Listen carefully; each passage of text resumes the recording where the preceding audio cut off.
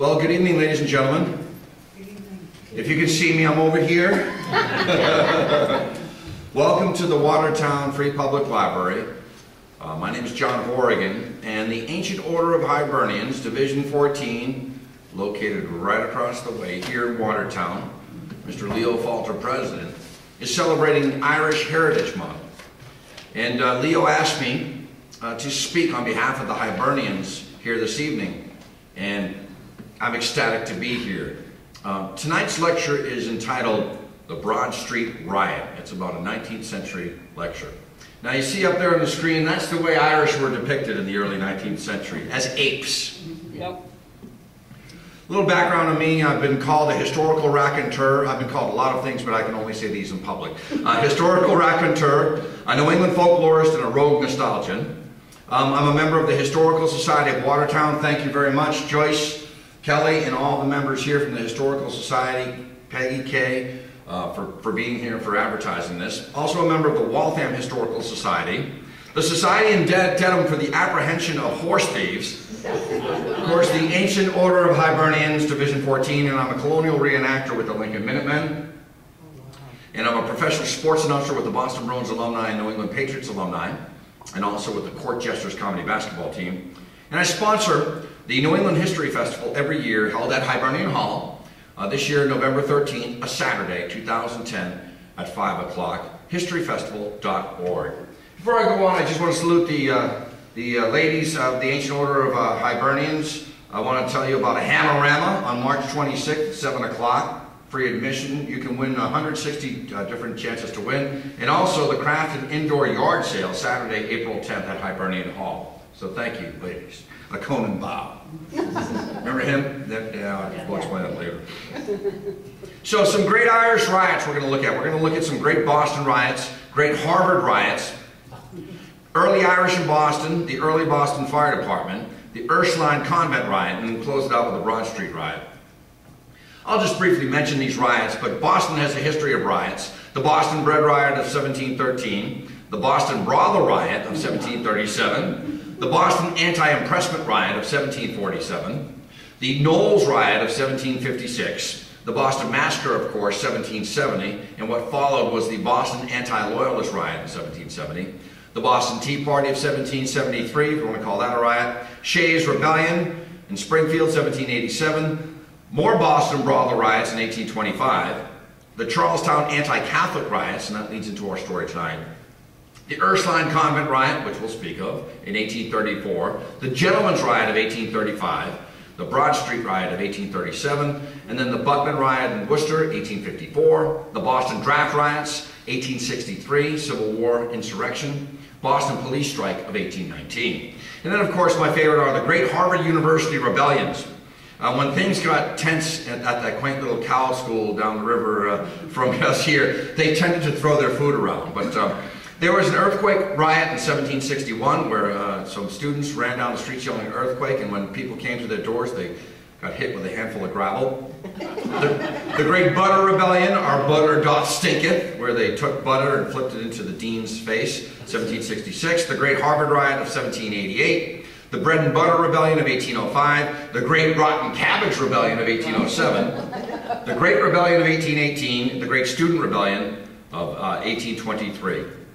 And then the Great Harvard Student Blow-Up, 1834, the Oh Reinhardt Riot, that was a signal, they'd say, Oh Reinhardt, and that would be a message to students to congregate in Harvard Yard.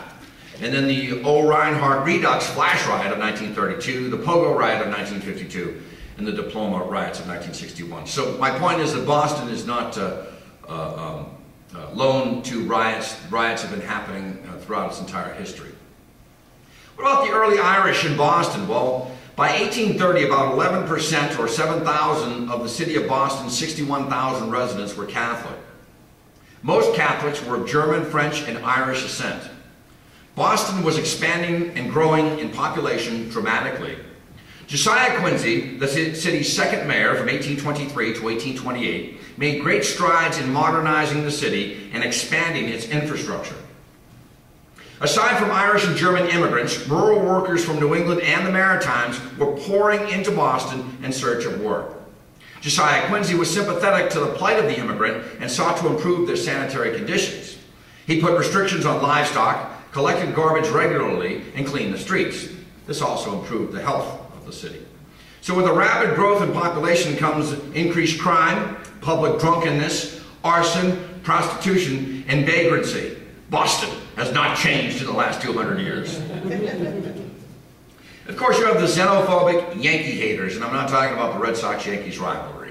Rioting was like a spectator sport between rival volunteer fire companies and neighborhood gangs in the 19th century. There was a deep-seated hatred of all newcomers.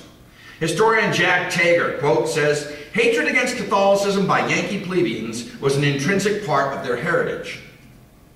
In the 1830s, the Boston Irish were timid and tried not to draw attention to themselves. Boston was a huge seaport and eventually a melting pot. Irish immigration began in the late 1700s. Many Irish immigrated to Boston during the potato famine that occurred between 1845 and 1852 in Ireland, when 1 million died and another million left their homes. This is a fire in the background, circa 1825. So let's just look at a quick history of the Boston Fire Department, 1630 to 1631, depending upon if you're looking at the Julian or Gregorian calendar. The first fire prevention ordinance was that banned thatched roofs and wooden chimneys. In fact, a few years before in Plymouth, smoking was only permitted indoors because embers were getting on the thatched roofs. Come full circle on that. And the first major fire in Boston took place on January 14, 1653. And in March 1st of that year, a contract was made with Joseph Jinks for a water engine to be brought to the fire. Of course, the engine failed in its first major fire. So on January 27, 1678, and this is after a major fire in Boston in 1676 that took the home of Paul Revere's family, the first paid call municipal fire department was organized, and Thomas Atkins is the first fire chief, aided by 12 assistants. The first fire engine is purchased and a building is provided to house the fire engine, and the engine is imported from England. It was lodged in a shed on town land on Queen, which is now Court Street, near the then prison. November 7, 1683, a special general court of Massachusetts passes a law specifying the use of brick or stone for the construction of any structure in the town of Boston. This was passed due to the volume of fires which had destroyed many wood structures over the years. On January 1st of 1712, Mr. James Pearson is appointed overseer of the water engines, and in February of 1712, the first board of fire wards was established, with a dozen gentlemen being named. February 22nd, 1822, the City Fire Society is founded. And then finally, on June 19th, 1828, to bring us up to this lecture, the Charitable Association of the Boston Fire Department is instituted. Volunteer fire companies are established all over Boston. This basically precedes baseball clubs for all intent and purposes. It was a boys' club, hanging out in the firehouse, waiting to go to a fire. Rum flowed freely, as did the cards. Let's take a look at the Earthline arson. Now, when I researched this case, I went into the Mass Historical Society. There are wonderful books, and I'll show you one at the end, Fire and Roses.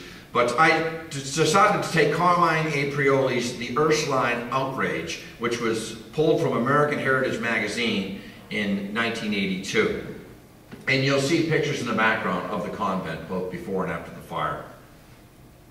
So in the shadow of Bunker Hill, bigots perpetrated an atrocity that showed a shocked nation that the fires of the Reformation still burned in the New World.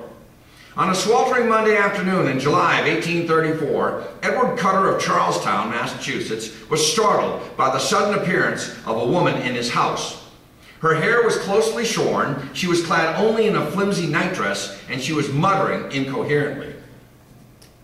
Cutter probably surmised that she was from the Ursuline convent a few hundred yards up the hill, then known as Mount Benedict. Sure enough, before long, a carriage was dispatched from the convent, and the deranged woman was quietly escorted back there by the Mother Superior and the Right Reverend Benedict Fenwick, the Bishop of the Boston Diocese.